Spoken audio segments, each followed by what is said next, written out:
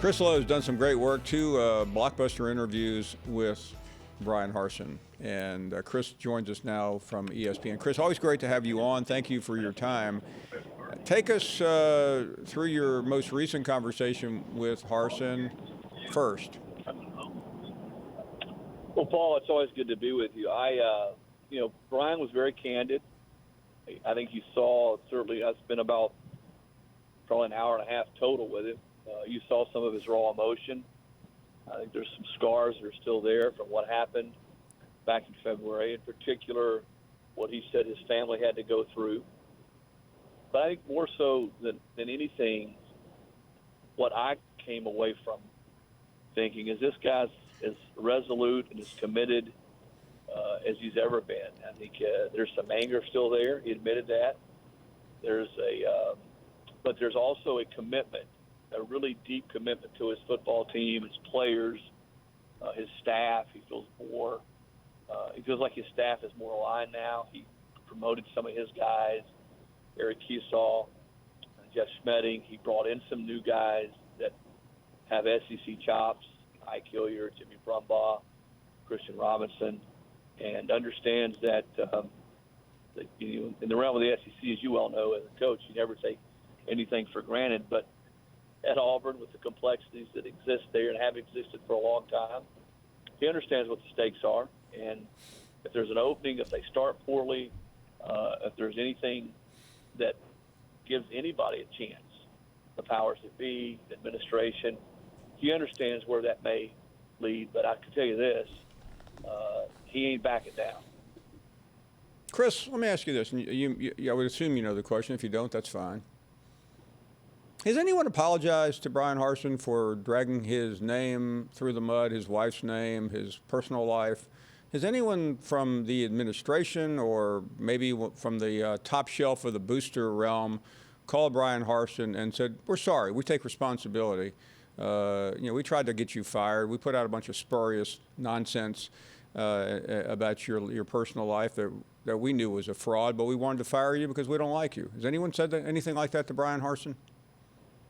Not that I know of. And I want to be clear on this. He did not point the finger at anybody in particular. I mean, Chris, I'm not suggesting he did, but we all know this didn't come out of clear view. I think he's handling it great, but I think if we did a forensic test, it wouldn't be that difficult to track where all this came from, or at least the same zip code. Well, if you did that over the last 25 years, you'd probably. Yeah. Well, yeah. I mean, I've got the zip code. You're right. Well said. It's the same zip code. I did ask him point blank, did you ever get any clarification on what precipitated this, where it came from? And he very definitively said no.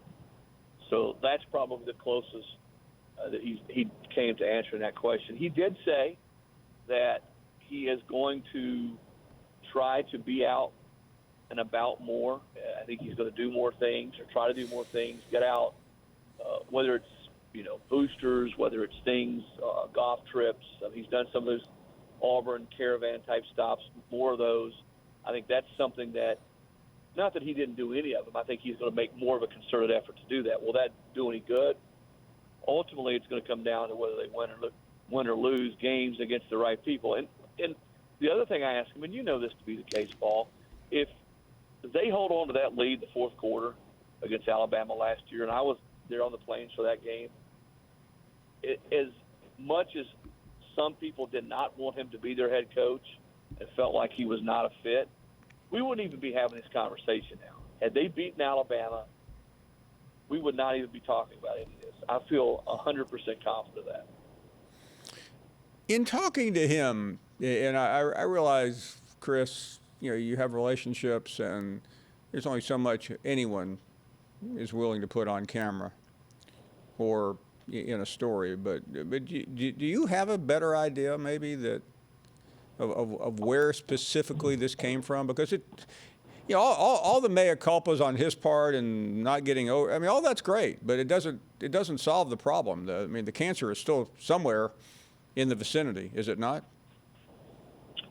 Well, and I think best I can sort of sort out in talking to him and others close to the program, I think a lot of this came from exit interviews that were conducted with players, with coaches, with parents of players, fairly or unfairly, that made accusations or said that relationships weren't good. Now, that may have been just a small part of it, but I think that's what ultimately precipitated this inquiry that was led by the administration. It was an administrative-directed inquiry where he was in Mexico at the time with his wife and essentially in football coaching purgatory, 8 days, I think. And then they brought him back, and I don't think at the end of the day, Paul, there wasn't enough there to fire the guy for cause. And I don't think at that point anybody was ready to stroke a check for $18.3 million. And the president's outgoing. There's a new president coming in, I think later this month.